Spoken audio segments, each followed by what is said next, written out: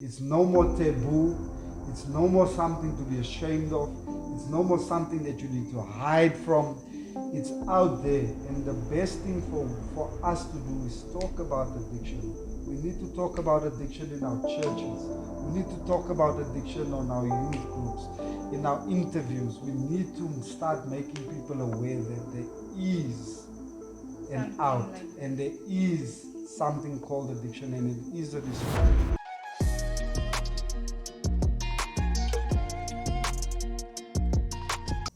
Hi, hello guys. Welcome back to Conquer, a video podcast provided to you by B-Shot Media. I am Kimberly, and with me today I have the wonderful Mr. Gary Eland.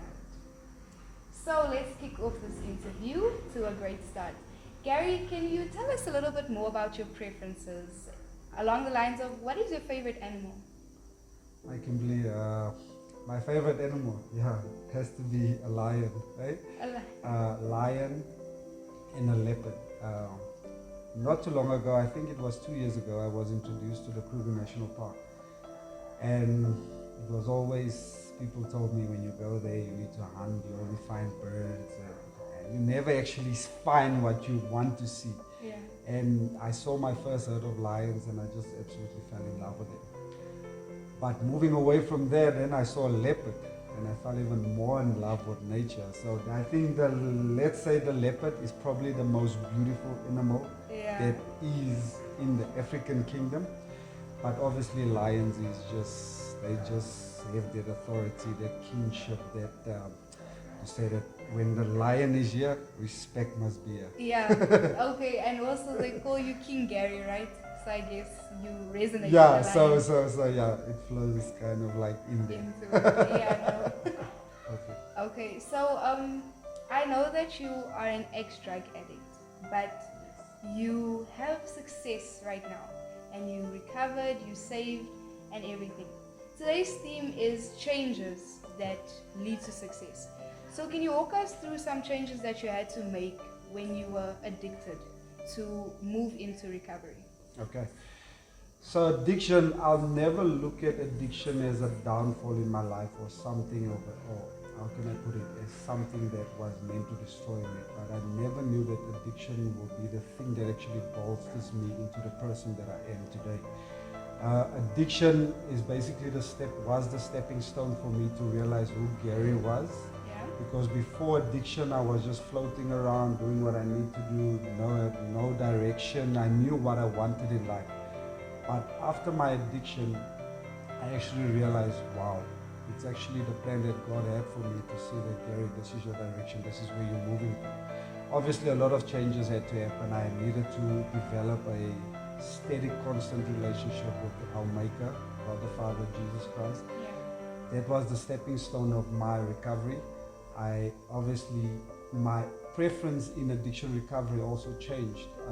I had options to do various type of rehabilitation programs, moving to the States or to Cape Town.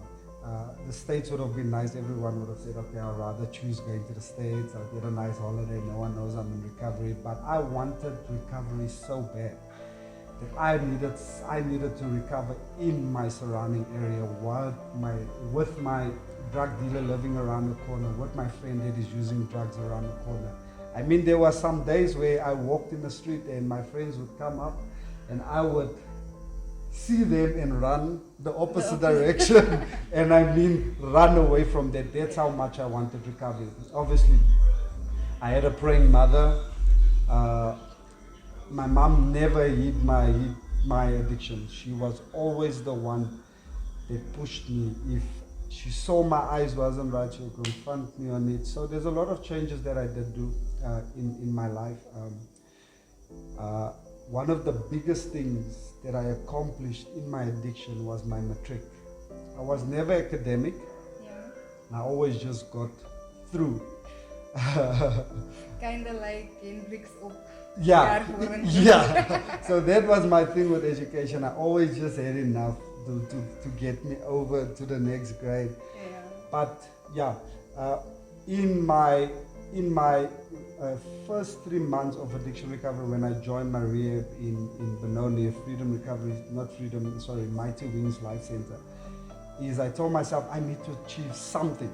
Yeah. I need to achieve something. So I stood up that morning, I think it was my second day in Mighty Wings, and I told myself, let me get my matric. And 3 months from the day I started, 3 months into my recovery, I got my matric. So that just bolstered my recovery from this point to this point. Yeah. At that point, I could feel like I could do anything. Yeah. I can achieve anything, I can do anything. And that was obviously the stepping stone that God used in my life to say that, okay, this is where you are heading to. Yeah. Yeah. Okay. So, what I hear is that your change had to be literally running from your addiction, Yes. running towards something. And once you got that something, it just like elevated you. Yeah. Yeah. And we remember growing up, especially if you grow up in a Christian house, there's always prophecies that goes out. I'm a firm believer in prophecy. Yeah. I always receive prophecies that, Gary, you will have success. Gary, you will achieve this. You will do that. You will do that. And it's always something that I had at the back of my head to say that, Lord, I know you have a plan for my life. How do I get to that plan? God knew I wasn't ready, so I went through my addiction process. That's why I'll never regret it. So, but I always knew that He had a plan and a purpose for my life. Yeah. And that is what is the key for everything. My prophecy was so precise that I received the prophecy that I will reach success. I will not work as hard as my dad. I don't know if that one is true, because I work extremely hard. Okay, but yeah, my dad had another prophecy to say that at a certain time in your life you will have a child, and when the child is a certain age you will reach success. And to just happen just like that. Yeah. So yeah, so in short, prophecy, guidance, relationship with God, all of those things had to fall in place for me to reach my success and to reach my achievement in addiction recovery. Yeah. No, okay, that makes sense. Can we move on to your business? Would you say that is your success? Yeah, that is my visual success. The business is something tangible that I can say is success. Obviously, success is not only just in one area of your life, but you have to work across all area of life. But definitely, business is something that I can say I've achieved this in life. Coming from not nothing, but to be able to create something that provides bread on someone else's table. I'm responsible for over 10 people to eat every month, so that is definitely what I can call success. GNN Solutions is a packaging company, but before we were a packaging company, we were a kitchen and wardrobe manufacturing company, where we used to put in kitchens, but we obviously transitioned from that to the packaging industry, which we found a niche in the market, something that is, I won't say easy, but it's better for me in terms of the skill, and it's something that I love doing. So GNN Solutions is basically split into 3 divisions. We have the construction division, which we deal with building, cosmetic works in building. Then we have the packaging division, and we just started the property development division, and that one I'm extremely excited about. In our property space, we will be developing next to Eye of Africa. It's 90 plus homes. We are breaking ground on Henley Cliff, which is just down here for Vereniging. That one we're breaking ground in January, where we start building. Then we have one in Bracken Downs, which we'll also be building cluster homes. And then obviously we are thinking of moving into the Cape Town space.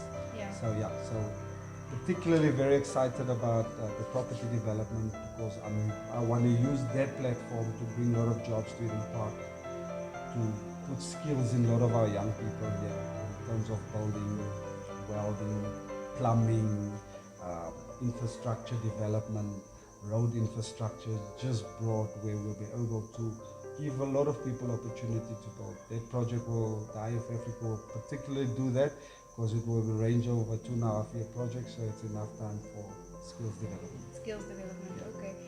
Cluster homes, what do you mean by that? Is it for a company that you are building this where they're going to sell the homes, or is it for government? No. So that is my personal projects. Okay. So we So have GNN Solutions. Solutions will be building the houses. Obviously, we're not funding the complete project. Yeah. We have some funders in place as well. So we will actually build the homes. We buy the land off. If there's a current house on the property, we demolish. Yeah. We put new infrastructure. We build hypothetically 1,000 squares. We in Brackenhouse in the Brackenhouse area, we'll put up 3 homes. Yeah. So it will be 3 families that will be staying on one property. So the reason people are moving towards that is more security. Security factor is very important regarding that. People don't want to stay in standalone houses anymore, but obviously people have their preferences as well. But we'll basically buy the land, develop the land, sell off, and make a profit and move on to the next one. Okay, it's like flipping houses. Like you buy a house, fix it up, and flip it. Yeah. So yeah. But so you buy the land. We buy the build land. it We and demolish flip the house. So instead of building one house, we build 3 houses. Yeah. So that's what That's we're how it aiming goes. at. Yeah. Throughout your company, I hear a lot of change that occurred. So first it was carpentry, then you changed and stuff. What type of mindset did you have to have? Like, how did your mindset constantly change from one to the next, where you were like, this is the next step? Yeah. So the conversation that we had before we actually went live is it totally focus driven, where you say, I'm going into that industry, I don't find a spot, or I don't feel like I can make it, or I get despondent. Business is being at the right place at the right time. Yeah. Networking is very important. How I got in the packaging industry was someone needed help in just cutting a board. And by cutting a board for someone, I did a project for him at Kibela Rail. So Kibela Rail is where they manufacture the new Prasa trains that are running on the, so I can say that is one of my biggest clients currently that I have. So by me just cutting a board for someone, that someone took me to Kibela and they opened up a whole new window for me of packaging. So being at the right place at the right time and always just looking at ways to advance and to able to equip yourself to go with the trends of business. If you stay in one position, unfortunately these days it's hard to sell one product. It's hard to do one thing. We're dealing with recessions, we dealt with COVID, we dealt with a lot of things that were supposed to plummet businesses down. But because of our diverse thinking, COVID was the very thing that took a small business and made it into a multi-millionaire business. Yeah. So that is what happened to us. By evolving within the COVID sector and not going down with COVID, that actually helped us to develop into a diverse company to show us that if one is down, the other one can always lift Can up. always elevate. Okay. You know, when I chose this theme, I didn't think it was gonna get this hectic, because basically everything you do is about change. Like how when the world changes, it still leads to success for you. Yeah. Like how change leads to success. Like just changing your, how can I say, your duty. Yeah. Because like you said, you just had to cut a board. That's not usually what you do, but like you changed your duty and it led to success. Yeah. That's amazing. Wow. Okay. This theme is like way more enhanced than I thought it would be. Yeah, if I can tell you where I started. After addiction, I couldn't find work. Yeah. So I struggled. 7 years in addiction. You're trying your very hardest to stay clean. And nothing works out for you. And you have to find something to sustain yourself. Yeah. And that's how the carpentry even came. When my car was broken and I couldn't fix my car, and I met someone that fixes, that is a mechanic, and he needed a carpenter, and we made a swap, and I could never do a kitchen before that. But my eagerness and my how can I say, my boldness told me that, listen, I saw my dad doing this. Yeah. I'm sure I can do it. Yeah. I'm not going to tell him it's my first kitchen. So we did a swap. He fixed my car, I built a kitchen for him. Yeah. Then after that, another kitchen came, and another kitchen came, and another kitchen came. But before even this process of starting building cupboards, God had to take me to a process of patience and learning, where I sold vegetables. I had a vegetable stand.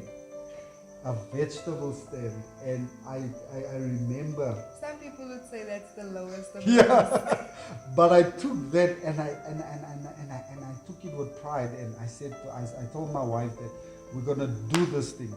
We're gonna do it to the best of our ability. We're gonna make money, or we're not gonna make money.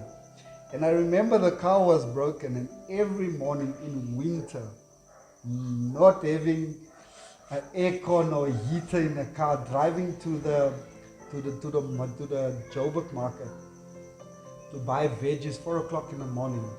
We had balaclavas on, we had tracksuits on, just our eyes out.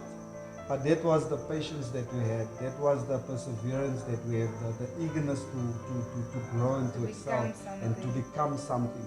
I mean, a day we made 50 rand, and that 50 rand will have to go to the lady that sits at the corner for our selling. And we did it for 3 months. But that taught us perseverance, to wake up every morning and to say that, listen, I'm making no money, but it's a process that we had to go through in business to grow and to become who we ultimately are. That reminds me of like how God says about the talents. So it's like you took your one talent and you doubled it. Yeah. And remember what I said about prophecy? I knew that God has something for me. I knew that success was going to come my way. You just had to find the way to it. I just had to find the gateway to it. And in that process, you learn a lot. I mean, I wanted to open up a medical thing. I met even with the Minister of Health, Aaron Mutoledi, because I wanted to set up a factory. But it was all learning processes that I had to go through, and the sustainability where God said, let me keep his mind busy so that it doesn't fall back into addiction. This business will never come to pass, but he will learn the process of business in that process. So there's a lot of things that happens in business. There's a lot of things that happens in one's personal life to be able to become successful. A lot of discipline with, how can I put it, with finances, a lot of discipline with just learning, and not, how can I say, not have a mindset of not learning. We must always have a mindset of learning, that the next person doesn't mean you're not a business person. I cannot learn anything from you. I can learn something from your life, and you can learn something from me, and ultimately that creates magic within the mind for you to excel. In your mindset and giving back. I'm a firm believer in giving back. I enjoy giving. That's one of the key things. I enjoy giving. G for give. G for give. Yes. Okay. So in closing this interview, let's go back to your life as a drug addict. I would say recovery is success within itself. But a lot of people die not reaching that success. They die addicts. So what is one thing that you would say it's hard for them to change in order for them to reach the success? So there's no blanket approach to addiction recovery. Addiction recovery in itself is extremely difficult. And once again, what I dealt with in my addiction growing up, I mean, this was more than 10 months now, 10 years, and 12 years in addiction. So this is very long ago. So the drugs that we had obviously differs to what is now on the market. So there's no, I'll say it again, there's no blanket approach. So what works for me might not work for you. But I want to tell that person that wants to get out, it starts with you. Doesn't matter what drug you use, doesn't matter what situation. If you want to recover, it's in you to recover. It's in you. You just have to reach deep and say, have I had enough of this thing tormenting me? Don't I have a vision in life? Just reach deep, find that thing in you to say that I can recover and it will be possible. Yeah. Yeah. Okay, so that's the change that you need to make. It starts inside, it starts with you. The change is the choice to change your life. Yes. Yeah, but what I can say, what our kids are struggling now with on the market is extremely addictive. Yeah. And it's very difficult. So parents, don't hide your child's addiction. Don't sit with it, torment. Don't embrace that hurt. Seek help. Talk to people on ways to get over it because it's a killer. Each one of us in our homes, in our families, have someone that struggles with addiction. It's everywhere. It's no more taboo. It's no more something to be ashamed of. It's no more something that you need to hide from. It's out there. And the best thing for us to do is talk about addiction. We need to talk about addiction in our churches. We need to talk about addiction on our youth groups, in our interviews. We need to start making people aware that there is an Something out like and there is something called addiction and it is a destroyer of everything. Yeah. So basically parents Don't suffer date inside. back to it takes a village to raise a child. You need to get back Like, to that. yeah. I think that's a big thing when it comes to addiction. Like allowing the lady on the corner to keep an eye on your child. Because sometimes it's like you don't even go far. You just sit there on the corner. But because your mom's in the house, no one's gonna go tell her because that auntie's straight. So can say so date back to it takes a village. I don't know, do you remember the story of Eland? I still love that movie. Yeah, I do And know that story. I think that story also amplified addiction to government to start acting on certain things. From government side, they need to do more. They need to empower the youth, people that have been stuck in addiction. I mean, we have our men of wars now. They are currently equipped for that. God has put them in this season to deal with this type of addiction. So we need to use them, and government needs to wake up to the fact that it doesn't take how can I put it, someone that sits in an office that went to study, I don't know, what do they call it these days? Human behavior, psychologists. They need to actually listen to the guys that has been in addiction and start processing that information and incorporating that with the education sector of psychology and those type of things to find a solution on addiction. Do better research. Yeah. To sum it up. That's great. Thank you so very much, Gary, for joining us. It was a pleasure. Until next time, and all the best for your groundbreaking new projects, and definitely advertise within the community. I think that will help a lot, and may God bless you, and thank you for everything that you will do and that you have done. Thank you very much. Thank you to your platform, Park Live, Conquer. Yes. Be short. Yeah. All of them. You guys are doing awesome stuff, and Okay. thank you very much for having me. No, it's a pleasure. There you have it, guys. I have been Kimberly, and with me I have had Gary Eland. Until next time, goodbye, stay safe, stay warm.